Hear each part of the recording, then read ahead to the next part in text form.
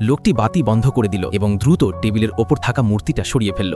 যখন সে আবার বাতি জ্বালালো তখন টেবিলের ওপর শুধু মূর্তির ছায়াটা দেখা গেল। লোকটি বিস্ময়ে চুপ করে রইল। এটা ছিল তার ৬৬তম পরীক্ষা এবং অবশেষে সে সফল হয়েছে। কিন্তু কিছুক্ষণের মধ্যেই বাল্বটা দ্রুত জ্বলে উঠল, তারপর এক বিকট শব্দে ফেটে গেল। লোকটির আগে বাল্বটা বাইরে ছুঁড়ে ফেলল। সে দেয়ালে টাঙানো ছবিটার দিকে তাকালো, তারপর শেলফের কাছে গিয়ে বাক্স থেকে নতুন একটা ফিলামেন্ট বের করলো। সে ফিলামেন্টটা বাল্বে লাগিয়ে তার ওপর একটা রহস্যময় নীল রঙের তরল ঢালল।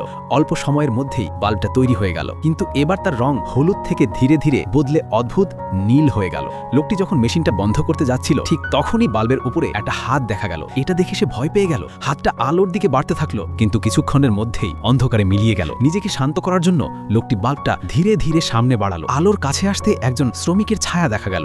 লোকটি অবাক হয়ে তাকিয়ে রইল, আর শ্রমিকটাও সমান অবাক হয়ে তাকিয়েছিল তার দিকেই। লোকটি বাল্বটা আরও একটু এগিয়ে দিল, কিন্তু তার ছোট হয়ে যাওয়ায় প্লাগ থেকে সংযোগ ছিঁড়ে গেল এবং আলো নিভে গেল। হঠাৎ ঘরের অন্য বাতিগুলো কাঁপতে শুরু করলো এবং কারো দূরে যাওয়ার শব্দ শোনা গেল। লোকটি বুঝতে পারল এই বাল্ব শুধু মৃতদেরই ফিরিয়ে আনতে পারে না, বরং ভিন্ন সময়ের স্থানের সঙ্গেও সংযোগ তৈরি করতে পারে।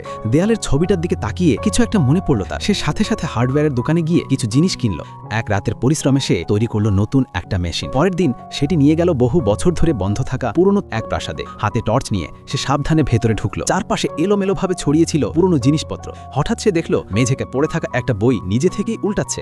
ধীরে ধীরে সে টর্চের আলো ওপরে তুলল আর দেখলো বাতাসে একটা কাঠপুতুলের ছায়া নড়ছে। সে তার বানানো নীল আলোর বাল্বটা জ্বালালো। কাঠপুতুলটা এখন দড়িতে ঝুলে থাকা অবস্থায় স্পষ্ট দেখা যাচ্ছিল। লোকটি মনোযোগ দিয়ে তাকিয়ে রইল, আর কাঠপুতুলটাও তাকিয়েছিল তার দিকেই। লোকটি হাত তুলে হাই বলল এবং অবাক করার মতো ভাবে কাঠপুতুলটাও হাত তুলে জবাব দিল। যখন সে বুঝলো কাঠপুতুলটা বিপজ্জনক নয়, তখন ধীরে ধীরে সামনে এগোতে লাগলো। একটা দেয়ালে পুরনো পোস্টার লাগানো ছিল, যেটা এখন মাটিতে পড়ে আছে। ঠিক তখনই আলো পড়ল পাশে থাকা একটা গ্রামোফোনের ওপর, আর সেটি নিজে থেকেই বাজতে শুরু করলো। ধীরে ধীরে দুটো ছায়া নাচতে দেখা গেল, তারপর তাদের সংখ্যা বাড়তে লাগলো। মনে হচ্ছিল একসময় হয়তো এই প্রাসাদটা একটা ডান্স বার ছিল। লোকটি লাইট নিয়ে আরো সামনে এগোলো এবং হঠাৎ দেখলো বাতাসে মাছেরা ভেসে বেড়াচ্ছে। সে থেমে গেল, নীরবে তাকিয়ে রইল সেই দৃশ্যের দিকে।